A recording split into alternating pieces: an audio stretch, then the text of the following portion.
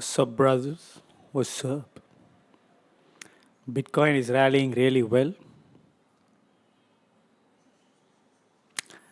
and the past 2 days, or the 3 days, I think, Saturday, Sunday, and Monday, was hectic. Um, I know it's against my policy, it's against my belief, against everything that I stated, that I shouldn't strategy hop and all that. But let me justify myself.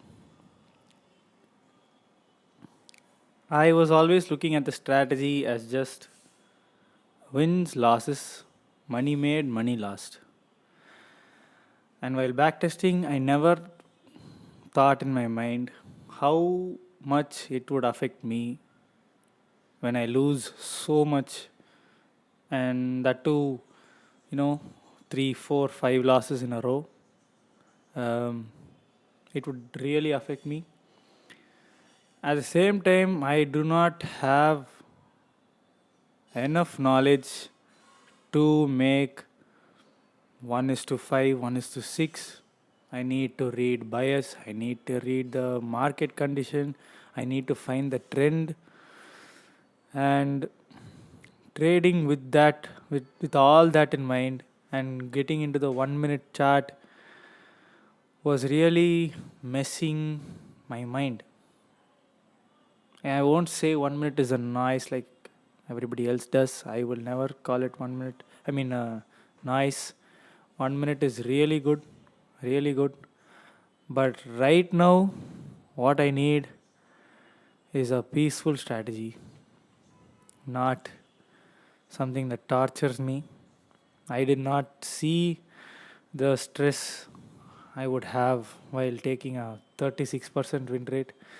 Some months are like 45%, some months are 36%, some months are like 25%. And if the strategy is not consistent throughout the year, some years are terrible, some years are good. Like at least if it's options trading, or if it's futures trading or crypto trading, and if it's inconsistent like that, it would make sense. The reason I jumped into forex and got rid of uh, options and options and futures, is because of this chart, which looks very simple.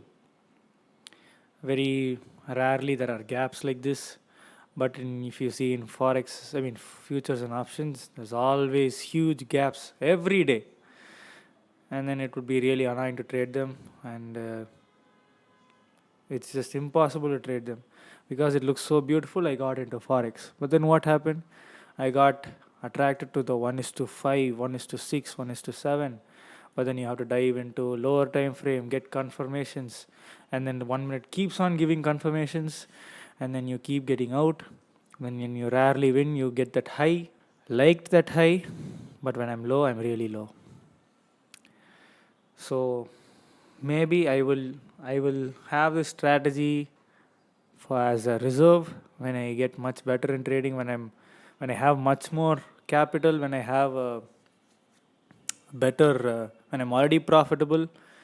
I think if I use this strategy, I would feel like I'm just having fun, this 1 minute and all that. But as of now, I need something that is consistent. At least a 60% win rate would be good. So the 3 days have been uh, back testing a simple strategy, which is 4 hour order block that gave a good push and a break of structure. Three things are enough. If these three things are enough, if these three things are there, I just plot the pending order at the 4 hour order block and have a risk to reward as 1 is to 5, 1 is to 1.5 or 1 is to 2. And I see most of the time it goes 1 is to 1, most of the time, which is like 85% of the time it goes 1 is to 1. and 70% of the time it goes to 1 is to 1.5, and 60% of the time it goes to 1 is to 2. So what I did was, instead of just plotting it at 1 4 hour, we'll go to 1 hour and find the order block in 1 hour and place a 1 is to 2 risk to reward trade, so that you will get a little bit quicker result. And that's what I've done today. It does not require a session and all that. I'm already in a trade right now, Aussie dollar. And one more thing is, I need to have many pairs as possible, because only then we will be able to get the same returns as the previous strategy. We need to have multiple pairs, and it's not going to be time consuming, because uh, all we have to do is look at the 4 hour chart and place the order at a 1 hour chart. Even if I lose, I will not care, because it takes a long time to lose. And if it goes my way, I would break even in 1 is to 1.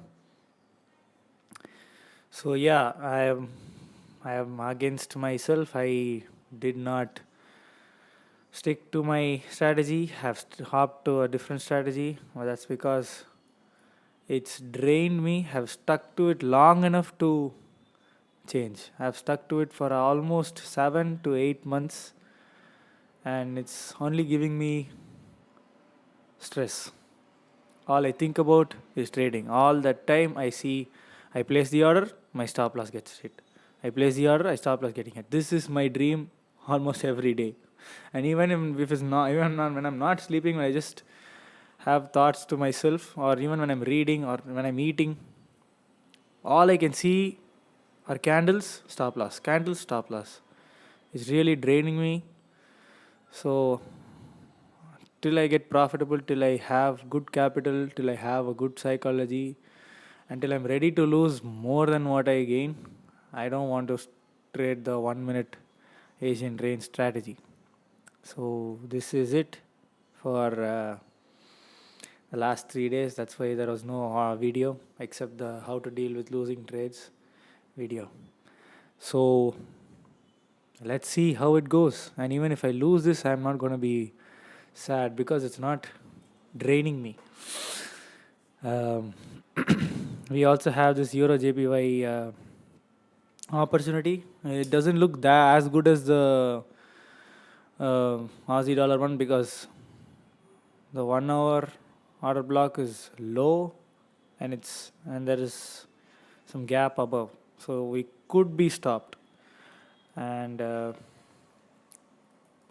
there's no other opportunity in other pairs as well. I have not yet tested this.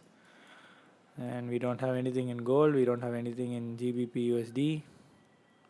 Yesterday we could have taken a trade and got break even. USD JPY, yeah, if we took the trade, we would have been 1 is to 1.5. And Euro USD, we do not have a trade again. So this is how it's going right now, and I feel more at peace when I'm at this strategy, because I already explained myself. US markets are going. Oh my god, Tata Motors is 622. Crazy, man. That's crazy. Yes, we are going to go back in green. I hope if it breaks this high, we would be profitable in the investment game. Anyway, too much updates. Done. Let's see what happens the rest of the day. What I do rest of the day. This is the highest ever number of kills I've gotten in Erangel. 7 kills. And I made it a top 10. And all of them were crazy. The last I died very sadly. I just killed one guy. And I was running for cover because I knew somebody was shooting in the background. See, that's.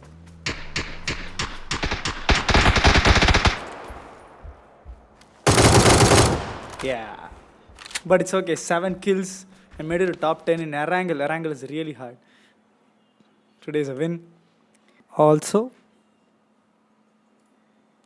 if you can see here, this is in the demo account, as you guessed, demo account.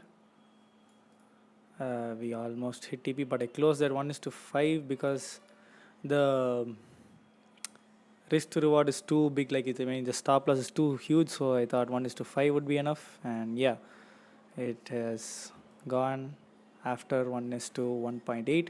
Initially, I thought of keeping a stop loss here, but in the back test, I've seen so many times that it usually takes the entire thing.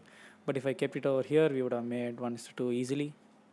Anyway, we won today after a long time.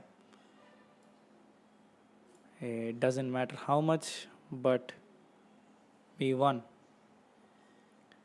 And this one, I don't know when I took this trade itself.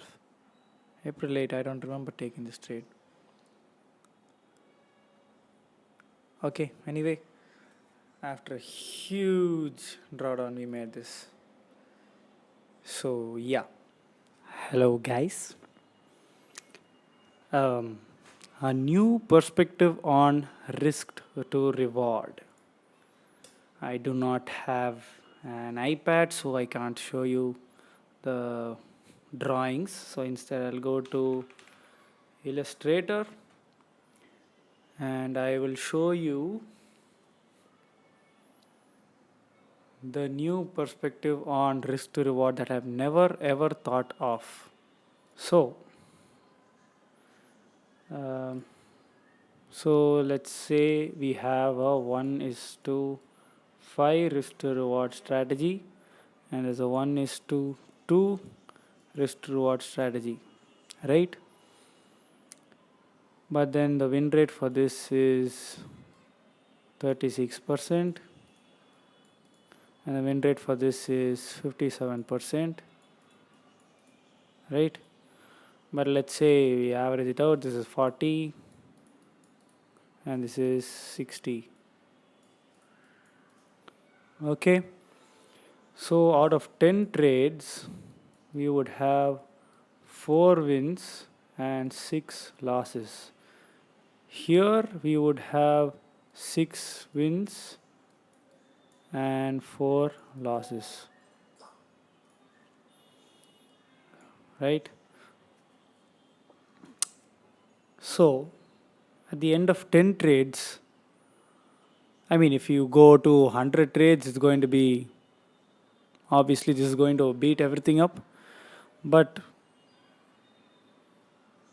thing is, we feel the necessity to have, a bit more rational wins, right? We don't want to have a, win rarely and lose most of the time.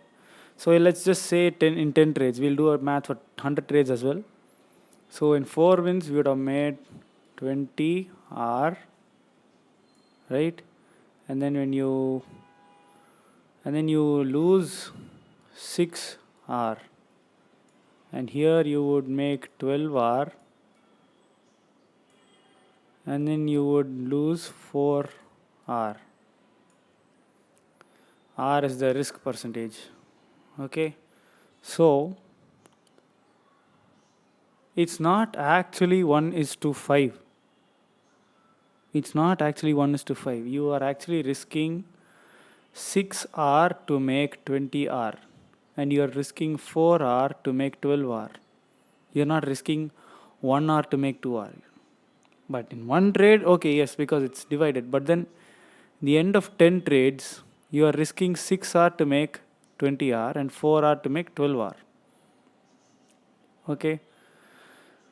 And if you divide and if you see that ratio, that would be 1, and that would be around 3.3, and this would be,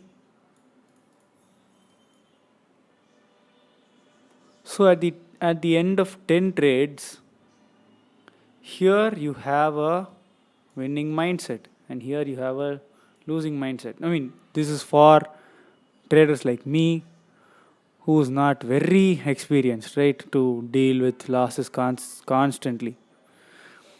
But let's say we won 60% of the time and we have 1.3, 1 is to 3, I mean 3 times the risk. You understand? And that's me here who made 3.3, just 0.3 more, and I've lost more majority of the time. It's the same, or probably this is better.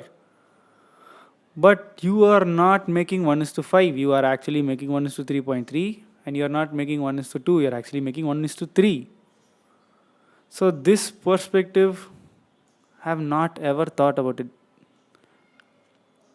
This changes almost everything.